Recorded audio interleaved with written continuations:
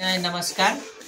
आज हामीहरूले चाहिँ सिक्छौं कि हामीले व्यक्तिगत स्वास्थ्यको बारेमा हामीले व्यक्तिगत चाहिँ भने सरसफाई कसरी राख्ने त्यसको बारेमा हामीहरू महत्त्वपूर्ण पर्छौं भने हेल्थ इज वेल्थ भने स्वास्थ्य नै धन हो। स्वास्थ्य भनेको हामीलाई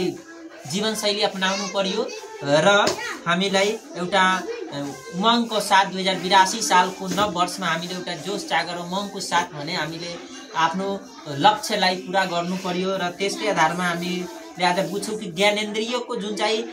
हेरचाह र सरसफाईको उपायहरू जस्तै हामीहरूले ज्ञानेन्द्रिय चाहिँ 5 वटा अङ्ग हुन्छ मिलेर बनेको हुन्छ, त्यसलाई हामीले ज्ञानेन्द्रिय अङ्ग भनिन्छौं। त्यसमा हुन्छ भने आँख, नाक, कान, छाला र जिब्रा। यसलाई चाहिँ हामीले कसरी सरसफाई राख्ने, आँखको हेरचाह सबभन्दा पहिला हामीले आँख जुन चाहिँ छ यो मानव जीवनको महत्त्वपूर्ण अङ्ग हो। यसलाई घुमायो भने हामीले यो संसार चाहिँ हेर्न पाउँदैन। यति भनेको सुन्दर र शान्त वातावरण भएको यो संसारलाई हामीले हेर्नको लागि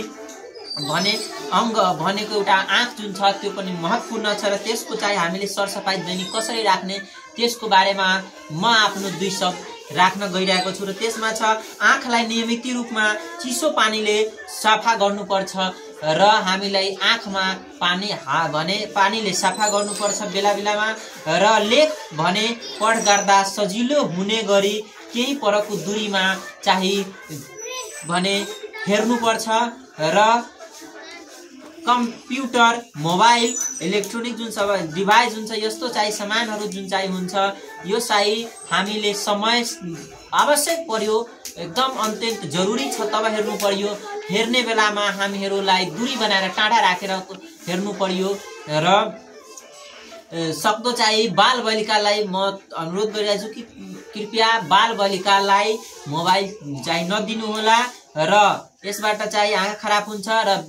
भोलिका दिनमा भने धेरै समस्याहरू आउन सक्छ।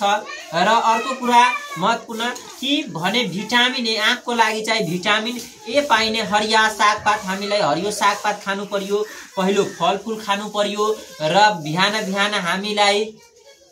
हरिया भने हरियो भने सागपात हेर्नु पर्यो, फलफुल हेर्नु पर्यो र फुलहरू हेर्नु पर्यो। त्यसबाट के हुन्छ आँखाको चाहिँ क्षमता बढ्छ र आँख भनेको जुन चाहिँ छ मानव जीवनको धेरै महत्त्वपूर्ण अङ्ग हो र यसलाई भिटामिन ए कम्तीमा प्रतिदिन 750 मिलिग्राम भई भिटामिन ए हामीलाई खानु पर्यो र घाम तथा तेजिलो प्रकाश आउने वस्तुलाई धेरै भने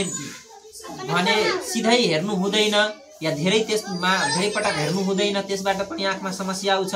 धेरै काडा र मधुरो उज्यालोमा भने पढ्नु हुँदैन, जुन ठाउँमा धेरै लाइट छ चम्किलो त्यो ठाउँमा पनि पढ्नु हुँदैन र धुवा धुलोबाट आँखालाई बचाउनु पर्छ न भने र समय समयमा हामीलाई डाक्टरको सल्लाह अनुसार स्वास्थ्य कर्मीको सल्लाह अनुसार हामीले आँखको परीक्षण गर्नुपर्छ र आँखमा कुनै समस्या भएमा हामीलाई स्वास्थ्य चौकीमा या स्वास्थ्य कर्मीसँग सल्लाह लिनुपर्छ। धन्यवाद।